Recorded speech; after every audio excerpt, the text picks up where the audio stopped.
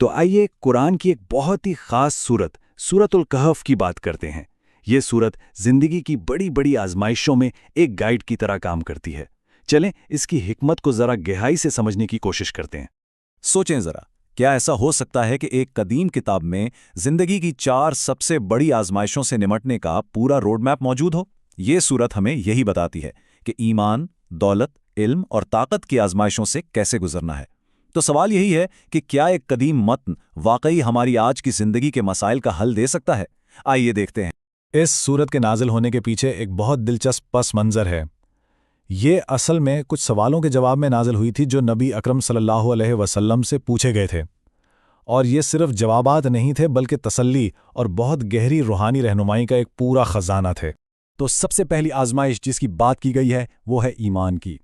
یہ کہانی ہے کچھ نوجوانوں کی جنہیں اپنے عقیدے اور معاشرتی دباؤ کے بیچ میں سے ایک کو چننا پڑا، ایک ایسا چیلنج جو سچ پوچھیں تو آج بھی اتنا ہی اہم ہے۔ یہاں ہماری ملاقات ہوتی ہے اصحاب کہف سے۔ یہ کچھ نوجوان تھے جو ایک بہت ہی ظالم معاشرے میں رہ رہے تھے۔ انہوں نے اپنا سب کچھ داؤ پر لگا دیا اور اپنے ایمان کو بچانے کے لیے ایک غار میں پناہ لے لی۔ اور پھر جو ہوا وہ ایک معجزہ تھا۔ وہ 300 سال سے بھی زیادہ سوتے رہے، اور جب وہ جاگے تو پوری دنیا ہی بدل چکی تھی۔ ان کا یہ واقعہ صرف اللہ کی حفاظت کا ثبوت نہیں تھا، بلکہ اس بات کی ایک زبردست نشانی تھی کہ ہاں، مرنے کے بعد بھی زندگی ہے۔ تو اس پوری کہانی سے ہمیں سبق کیا ملتا ہے؟ یہی کہ اگر ایمان پر ڈٹ جائیں اور اللہ پر پورا بھروسہ ہو تو جو حالات بظاہر ناممکن لگتے ہیں ان میں بھی حفاظت مل سکتی ہے۔ یہ ایک ایسا اصول ہے جو کبھی پرانا نہیں ہوتا۔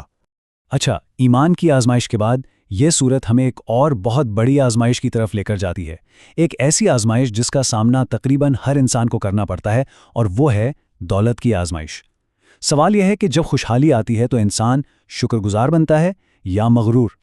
اور اس بات کو سمجھانے کے لیے قرآن نے 2 باغوں والے شخص کی کمال کی مثال دی ہے۔ ایک شخص جو اپنی دولت پر حد سے زیادہ مغرور تھا، اور اس کے ساتھ اس کا پڑوسی جو بہت عاجز اور شکر گزار تھا۔ یہاں ذرا ان دونوں کے رویوں کا فرق دیکھیں۔ ایک طرف وہ شخص ہے جو اپنی ہر کامیابی کا سہرا اللہ کو دیتا ہے، جو عاجزی سے کام لیتا ہے، اور دوسری طرف وہ ہے جو سمجھتا ہے کہ یہ سب کچھ اس کی اپنی محنت اور قابلیت کا نتیجہ ہے، اور اسی وجہ سے وہ تکبر اور ناشکری میں ڈوب جاتا ہے۔ اور پھر انجام کیا ہوا؟ اس مغرور شخص کا سارا باغ تباہ ہو گیا۔ یہ قصہ ہمیں سکھاتا ہے کہ اصل دولت اللہ کا شکر ادا کرنے اور عاجزی میں ہے، کیونکہ تکبر وہ تو آخر میں سب کچھ چھین ہی لیتا ہے۔ تو جیسے دولت انسان کو مغرور بنا سکتی ہے نا، بالکل اسی طرح علم بھی کبھی کبھی ہمیں یہ سوچنے پر مجبور کر دیتا ہے کہ بس ہم ہی سب کچھ جانتے ہیں۔ تو تیسری آزمائش اسی کے بارے میں ہے، علم کی آزمائش۔ اس کہانی میں ہم پیغمبر موسیٰ علیہ السلام کے ساتھ ایک سفر پر چلتے ہیں۔ وہ خضر نامی ایک بہت دانا شخص سے کچھ سیکھنا چاہتے ہیں، لیکن خضر کے کام وہ بظاہر بڑے عجیب اور سمجھ سے باہر لگتے ہیں۔ ذرا تصور کریں، خضر پہلے تو غریب مچھیروں کی ایک اچھی بھلی کشتی میں سوراخ کر دیتے ہیں، پھر ایک بظاہر بے گناہ لڑکے کو قتل کر دیتے ہیں، اور پھر ایک ایسے شہر میں مفت میں دیوار بنا دیتے ہیں جہاں کے لوگوں نے ان کے ساتھ اچھا سلوک تک نہیں کیا تھا۔ موسیٰ علیہ السلام کی طرح ہم بھی سوچ میں پڑ جاتے ہیں کہ بھئی اس سب میں کیا حکمت ہو سکتی ہے؟ لیکن پھر جب پردہ ہٹتا ہے تو اصل حقیقت سامنے آتی ہے۔ کشتی کو اس لیے نقصان پہنچایا گیا تھا تاکہ آگے ایک ظالم بادشاہ اسے اپنے قبضے میں نہ لے لے۔ لڑکے کو اس لیے مارا گیا کیونکہ وہ بڑا ہو کر اپنے نیک والدین کے لیے بہت بڑی اذیت کا سبب بنتا، اور اس دیوار کے نیچے 2 یتیم بچوں کا خزانہ چھپا ہوا تھا۔ اس سے یہ پتہ چلتا ہے کہ ہر واقعے کے پیچھے اللہ کی ایک گہری حکمت چھپی ہوتی ہے جسے ہم شاید فوراً نہ سمجھ پائیں۔ اور اب آخر میں ہم آتے ہیں چوتھی اور شاید سب سے بڑی آزمائش پر، طاقت کا امتحان۔ جب کسی کے پاس اختیار آتا ہے تو وہ اسے انصاف کے لیے استعمال کرتا ہے یا ظلم کے لیے؟ یہ کہانی ہے ذوالقرنین کی، ایک ایسے عظیم بادشاہ کی جسے زمین پر بہت بڑا اختیار اور طاقت دی گئی تھی، لیکن انہوں نے اپنی اس طاقت کو اپنے ذاتی فائدے کے لیے نہیں بلکہ مظلوموں کی حفاظت اور انصاف قائم کرنے کے لیے استعمال کیا۔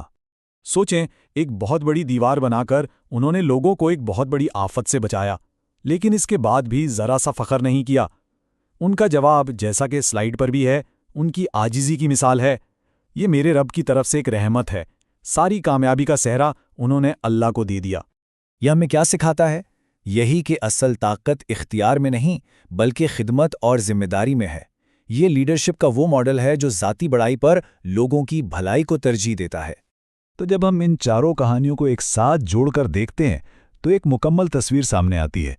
مصیبت میں ایمان پر قائم رہنا، دولت ملنے پر عاجزی اختیار کرنا، علم ہونے پر اللہ کی حکمت پر بھروسہ کرنا اور طاقت ملنے پر خدمت کا جذبہ رکھنا، یہی وہ اصول ہے جو ہر آزمائش میں ہماری رہنمائی کرتے ہیں۔ تو آج جب ہم سب اپنی اپنی زندگی کی آزمائشوں سے گزر رہے ہیں تو سوچنے کی بات یہ ہے کہ ان قدیم اسباق میں سے کون سا سبق ہماری زندگی میں سب سے مضبوط سہارا بن سکتا ہے۔